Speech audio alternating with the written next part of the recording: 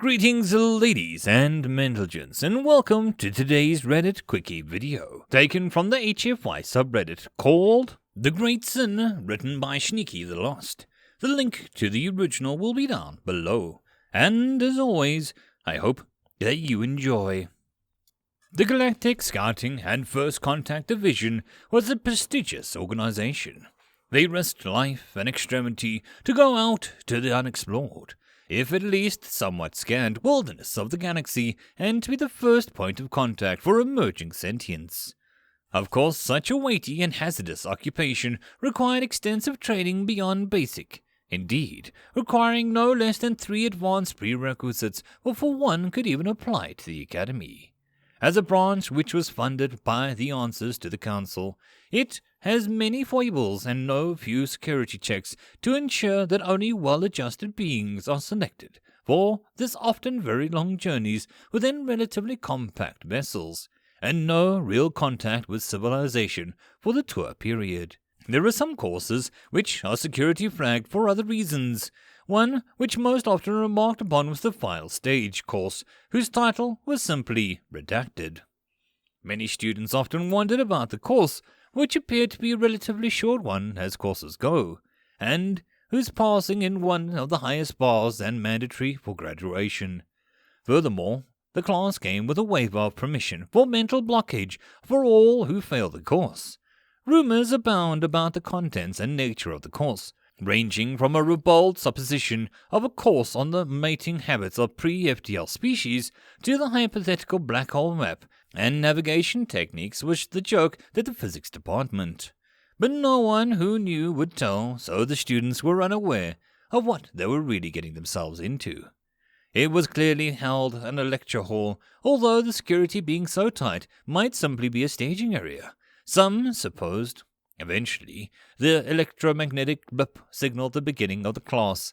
Roll call was taken and was double-checked.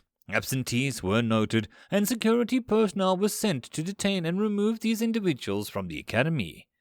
Then the doors were sealed and locked, which caused a slight murmur to ripple along the spectra of the communication. Greetings, class. Before we begin, I am legally required to advise you that what you are about to endure today has been given a Category 4 Content Advisory for concepts and/or subjects potentially damaging to the mental and emotional health and well-being of the average citizen. If this is sufficient to discourage you from wishing to participate, this is your opportunity to indicate so and leave. Needless to say, you will fail the Academy. However, no other prejudice will be appended to your record, and you will be offered positions in related fields according to your specialty. Also, please note at this time that any who are unable to handle the material and find themselves in mental or emotional distress will receive counseling and possible memory alteration at the Academy's cost as per regulations regarding such restricted materials and the necessity of presenting them. This will, of course, also disqualify you. However, as before, you will be referred to as another branch without prejudice, and of course, you can never share this with anyone not cleared for the self-same reason. Electronic buzz filled the room briefly, clear up to the microwave carrier bands as students discussed this amongst themselves. A few made their indications that they were politely escorted out by security, and the doors were relocked. Soon the class settled down, and the instructor spoke up again.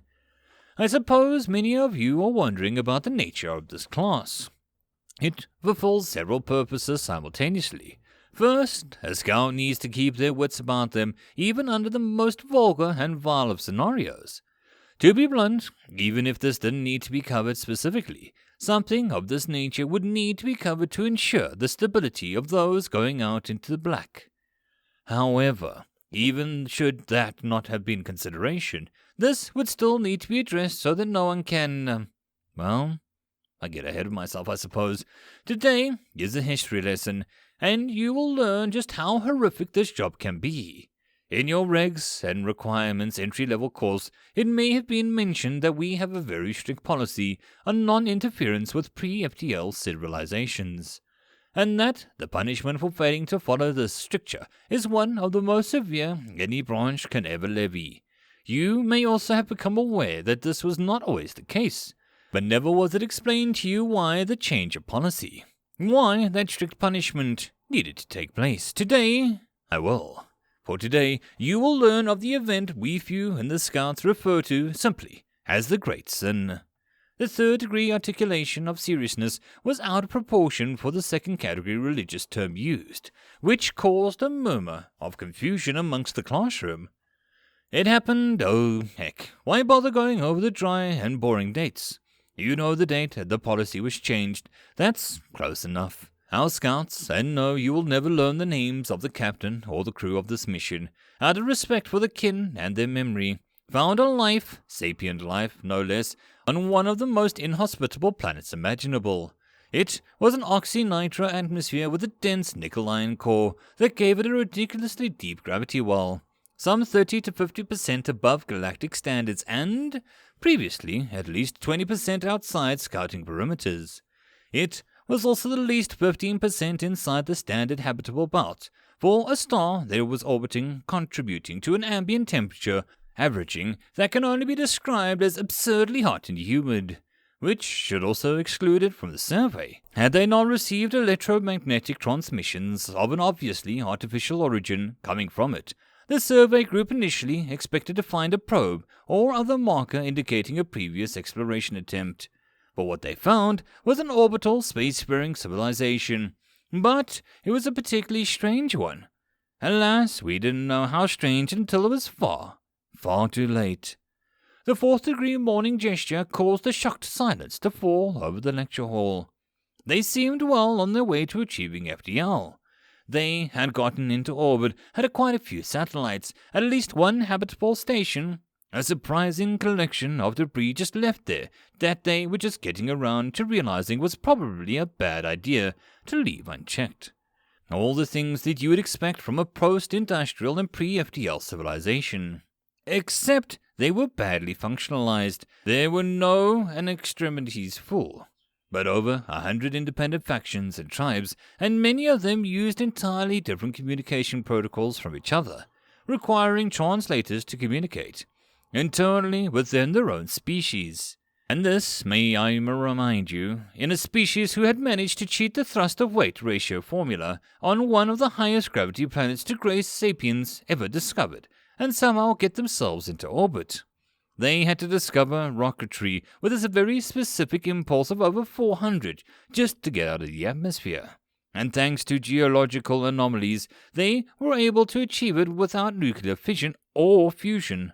Apparently, their planet had seen multiple die-offs, sequestering truly staggering amounts of carbon which, under geologic pressure, formed into a surprisingly energy-dense solid semi-fluid mass of carbon chains. This was then further refined and used as fuel source, allowing them to bootstrap themselves into this phase very early on in their technological development, relatively speaking. Then again, it is also why they advanced from muscle to wind and water power to electric in a short period of time as they did, due to the high oxygen content in the atmosphere. Combustion could continue practically indefinitely, given sufficient fuel from the ambient atmosphere alone. They were able to boil liquid into a gaseous form, and use that expansion to spin turbines to generate power, entirely bypassing entire fields of chemistry until much later. And, to be fair, they were obsessively curious beings. Geniuses and intuitive research. Once they realized the concept was possible, nothing would stop them until they had managed to achieve it somehow. In less than a few dozen standard solar cycles, they had gone from crude electron signal via conductive wire to controlled fission. Sadly, we didn't realize until it was too late why they had advanced so rapidly. You see, this species was a predatory omnivore. Yes, your teachers probably told you how rare that combination is, but in this case, there can be absolutely no mistake. A pursuit predator, no less. They simply chased their prey until it fell over from exhaustion, capable of continuous motion for a shift period at a time without tiring, which meant that they had a very strong pack mentality, and this carried over to their social development, such as it was and what there was of it.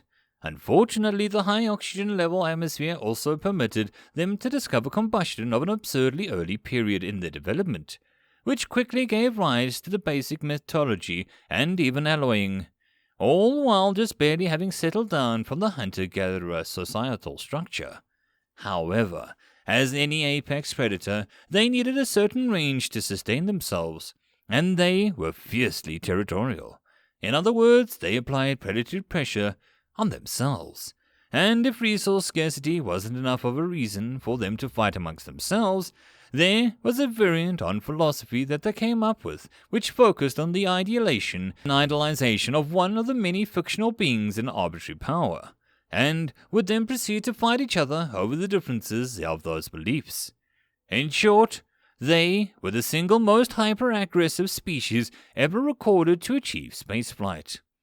However, when the scout team reached them, they appeared to have finally, gotten past the phase in the development, and they had a central global body with the various tribes could diplomatically work things out. You could see the beginnings of a true planetary government starting to form. And so, as was the practice at the time, the scout team initiated contact, and informed them that one of the requirements for entering the galactic civilization was a single governing body of the planet. The fourth-tier morning gesticulation, coupled with the third-level hazard appellate, indicated something truly horrifying was about to occur. The various tribal leaders received and acknowledged this message, and held a great meeting in their tribe's united hall. The scouts were pleased at having successfully nudged another species to the path of enlightenment. That was when it began. At first, the scouts didn't understand what they were seeing. They simply were incapable of believing it. You see, to escape the down-dragging gravity well of this dense planet, they had extensive research into rocketry.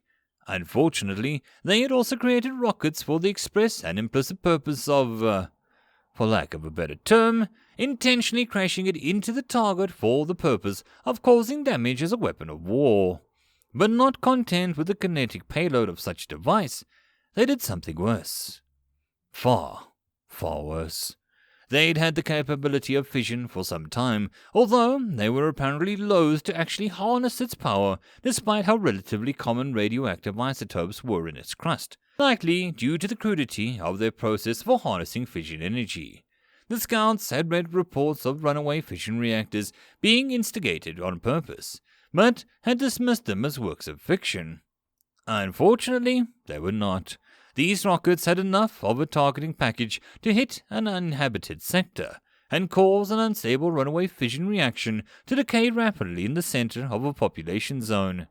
In less than a single rotation of the planet, billions died.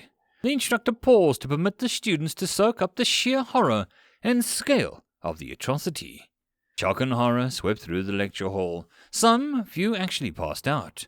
The instructor made notes of whom and then got them to therapy afterwards. He didn't blame them, of course. No one could. There was a reason the scouts had the single highest requirements for emotional stability. And it wasn't just for the absurdly long hours of duty away from civilized port. They simply had to handle situations that no normal being would be required to encounter over their lifespan.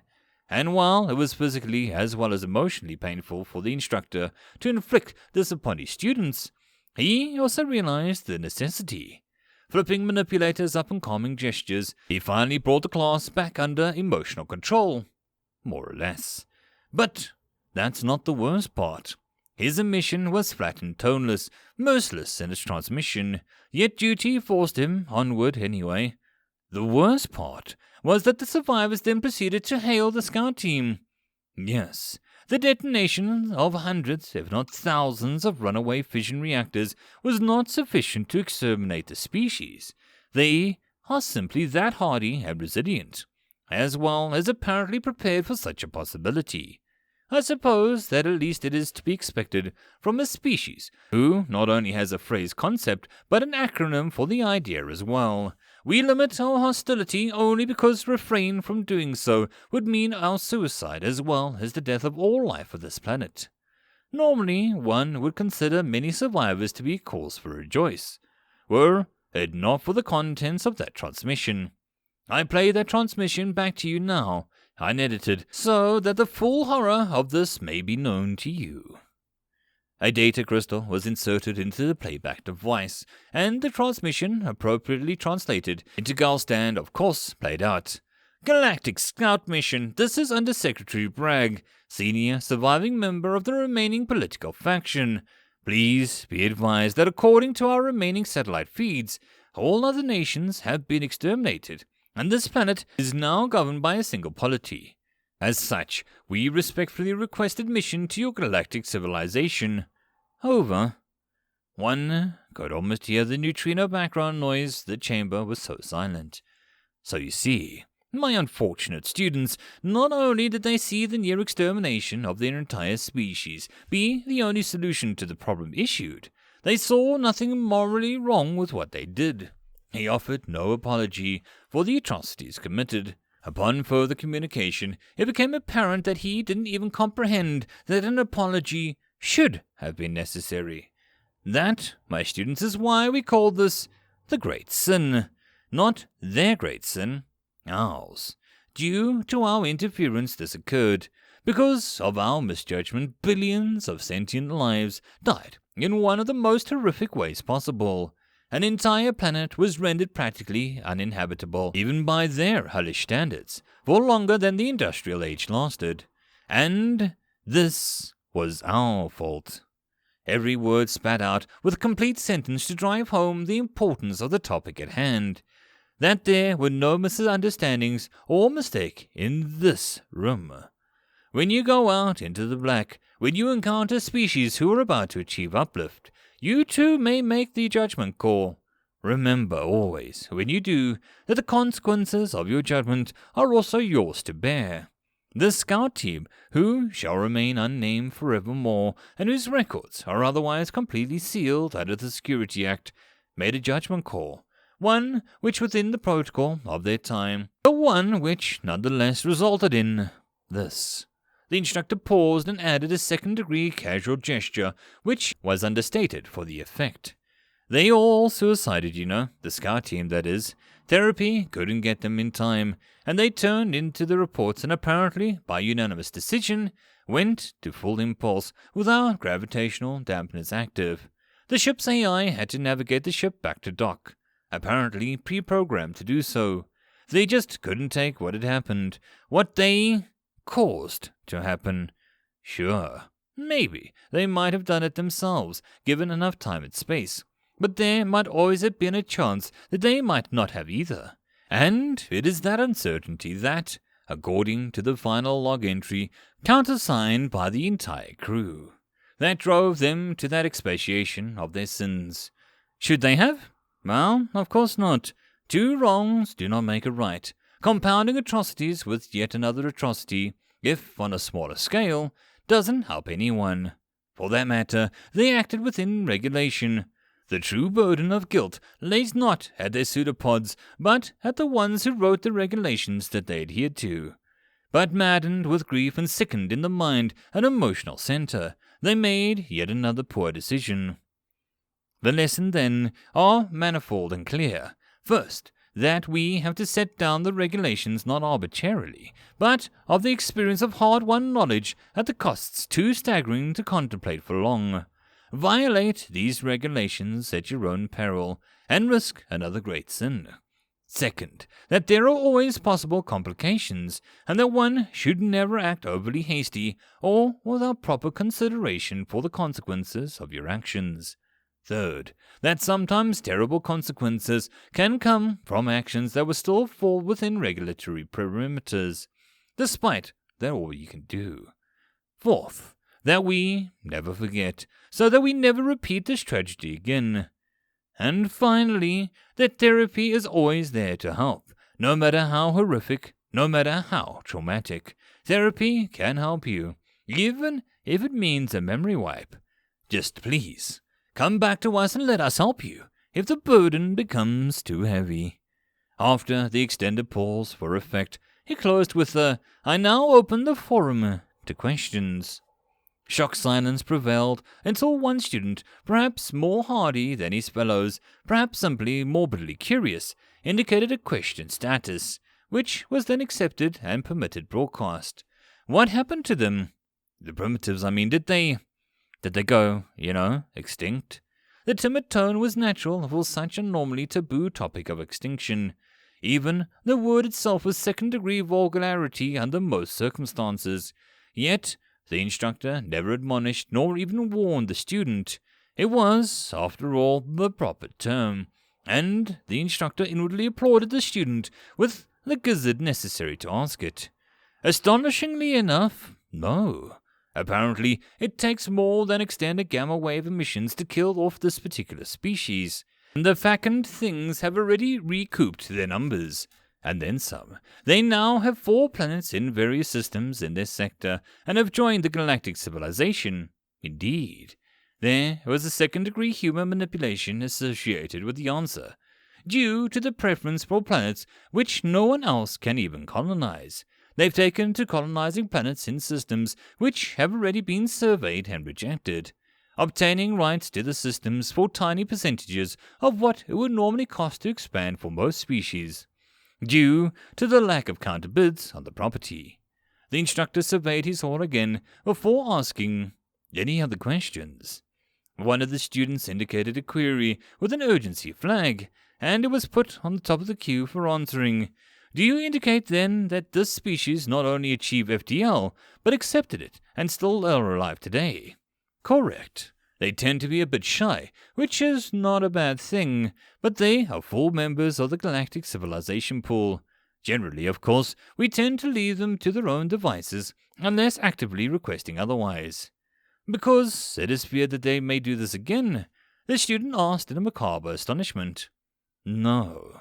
Because having seen what they were willing to do to themselves, we have no desire to see what they might do to us if their paranoia indicates that we are somehow a hindrance to them. They seem to be peaceful so far, but nobody seems to be in a particular hurry to poke that herknut in the olfactory receptor. A first-degree gesture of Zen acceptance accompanies the last statement before concluding. Any further questions? No? Then for today, class dismiss, and any who feel unwell are to report to therapy immediately. And please remember the security protocol concerning this class. Should you be seen discussing this with uncleared personnel, well, you should already be familiar with the punishment for that. So, I bid you a good rest period. Class dismissed. And that, my friends, is the end of this Reddit Quickie. I hope that you enjoyed. If you would like to support this channel, there are numerous ways to do so, listed in the description down below. The easiest and best way would be to share this video and my channel as much as possible. I'll see you all in the next video, and I hope that you have a good one until then. Cheers.